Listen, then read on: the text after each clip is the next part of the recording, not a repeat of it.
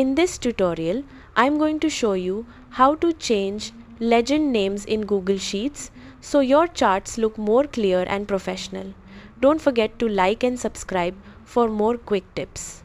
First, open your Google Sheet and click on your chart so the chart editor becomes visible. Now, here's the important part. Legend names actually come from your data headers. So instead of editing the legend directly, go back to your data table and locate the column names or labels that your chart is using. Click on the header you want to change, then simply type a new name.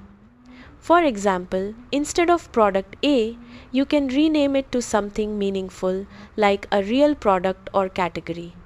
Press enter and instantly your chart legend will update automatically. You can repeat this for all legend entries to fully customize your chart. This method keeps your data and chart perfectly synced, so everything stays accurate and easy to manage.